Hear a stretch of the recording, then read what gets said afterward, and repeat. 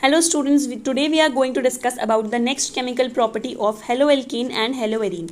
haloalkane and haloarine की next chemical property के बारे में हम discuss करते हैं. यहाँ पर reaction होगा haloarine and haloalkane के बीच में. So इस reaction को हम बोलते हैं Woods-Fittig reaction. लास्ट वीडियो में हमने वुड्स रिएक्शन डिस्कस करी थी, अब हम डिस्कस कर रहे हैं वुड्स फिटिग रिएक्शन. सो ये रिएक्शन क्या होती है? The reaction between haloarene and haloalkane with sodium in the presence of dry ether is called Wurtz reaction. जो रिएक्शन हेलोएरीन और हेलोएल्केन के साथ होती है, हेलोएरीन के बीच में होती है सोडियम के साथ in the presence of dry ether, arrow पर ड्राई ईथर नोट होगा. सो उस रिएक्शन को हम बोलेंगे वुड्स फिटिग रिएक्शन. सबसे पहले हमने क्या लिया?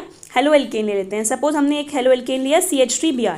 ओके, ये हमारे पास हेलोएल्केन हो गया CH3Br. CH3Br हमारे पास हेलोएल्केन हो गया, plus 2 atoms of sodium react करेंगे इसके साथ, प्लस हेलोएरीन. हेलोएरीन यहाँ पर हम ले लेते हैं, यहाँ पर सपोज हम ब्रोमोबेंजीन ले लेते हैं. बेंजीन रिंग पर ब्रोमीन लगा हुआ है, तो उसको हम बोलेंगे ब्रोमोबेंजीन. और ये रिएक्शन किसके प्रेजेंस में होती है? ड्राई ईथर के प्रेजेंस में होती है. सो हमने नोट कर लिया ड्राई ईथर. अब क्या होगा यहाँ पर? ये जो ब्रोमीन है, यहाँ ब्रोमीन है, यहाँ ब्रोमीन है और ये सोडियम है, तो NaBr की फॉर्म में ये सब प्रोडक्ट फॉर्म हो जाएंगे. प्लस 2 NaBr हम नोट कर देंगे यहाँ पर. ओके, अब जो मेन प्रोडक्ट बनेगा वो क्या होगा?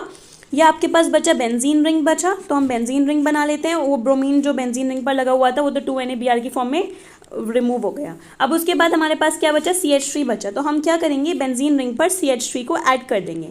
तो इसको हम क्या बोलते हैं? जब बेंजीन रिंग पर CH3 होता है उसका नेम होता है टोल्यूइन. ओके, या फिर हम इसको कॉमन नेम बोल सकते, इसका जो IUPAC नेम है वो है मिथाइल बेंजीन और कॉमन नेम होगा इसका टोल्यूइन. नेक्स्ट एग्जाम्पल डिस्कस करते हैं.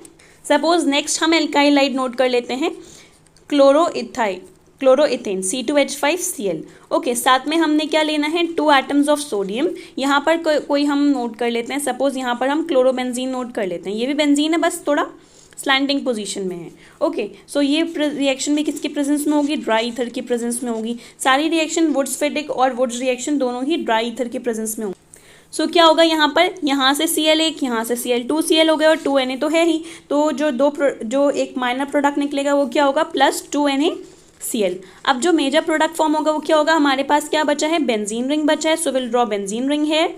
अब बेंजीन रिंग के साथ पहले तो क्लोरीन था, अब क्या अटैच हो जाएगा? एल्काइल पार्ट अटैच हो जाएगा, दैट इज C2H5, जिसको हम बोलते हैं इथाइल. ओके, C2H5 हमारे पास है. तो पहले हम एल्काइल पार्ट को नेम करते हैं. एल्काइल क्या है? इथाइल. और किस पर अटैच है? बेंजीन पर. So it's name will be ethyl benzene. So basically हमने वुड्स रिएक्शन में क्या पढ़ा कि एल्काइलाइड रिएक्ट करता है हेलोएरीन के साथ सोडियम, और उसके साथ क्या होता है? सोडियम होता है. ये रिएक्शन होती है ड्राई ईथर की प्रेजेंस में और इस रिएक्शन को हम बोलते हैं वुड्स फिटिग रिएक्शन. ओके, इस रिएक्शन का नेम क्या हो गया? Wurtz Fittig reaction. That was it in Wurtz Fittig reaction. Thank you.